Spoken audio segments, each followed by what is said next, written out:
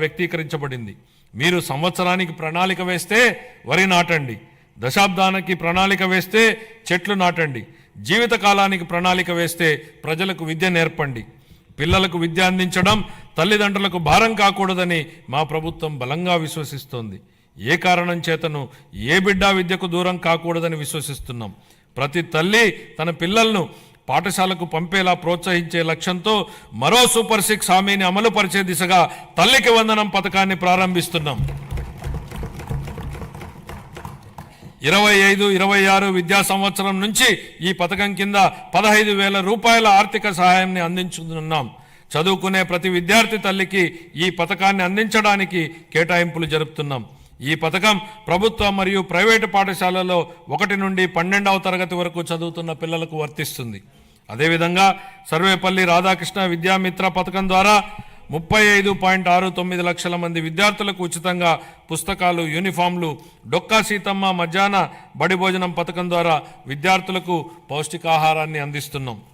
ఉపాధ్యాయులకు స్నేహపూర్వక వాతావరణంలో కూడిన విద్యా వ్యవస్థ కోసం గౌరవనీయ మానవ వనరుల అభివృద్ధి శాఖ మంత్రి నారా లోకేష్ గారి చొరవతో మా ప్రభుత్వం అన్ని ప్రభుత్వ పాఠశాలలకు ఉచిత విద్యుత్తును అందించాలని నిర్ణయించిందని గౌరవ సభకు ఎంతో సంతోషంగా ప్రకటిస్తున్నాను. ఇది స్థానిక సంస్థలపై ఆర్థిక భారాన్ని తగ్గించడమే కాక ఉపాధ్యాయులు మరియు విద్యార్థులకు ఒత్తిడి లేని వాతావరణాన్ని కల్పిస్తుంది. 25-26 ఆర్థిక సంవత్సరానికి పాఠశాల విద్యాశాఖకు 31,805 వేల కోట్ల రూపాయలను కేటాయింపును ప్రతిపాదిస్తున్నాను. ఉన్నత విద్య భవిష్యత్ సవాళ్లను విద్యార్థులకు సిద్ధం చేయడానికి మరియు అందరికీ సమాన అవకాశాలు కల్పించడం కోసం బలమైన సమ్మిళిత ఉన్నత విద్యా వ్యవస్థ నిర్మించడానికి ప్రభుత్వం అంకిత భావంతో ఉంది.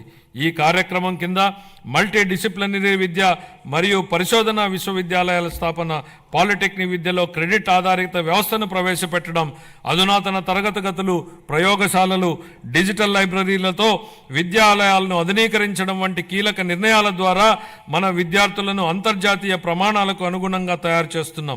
ప్రపంచవ్యాప్తంగా ఉన్న ప్రముఖ 100 విశ్వవిద్యాలయాల్లో మన రాష్ట్ర విశ్వవిద్యాలయాలను నిలపడమే మేము లక్ష్యంగా పెట్టుకున్నాం.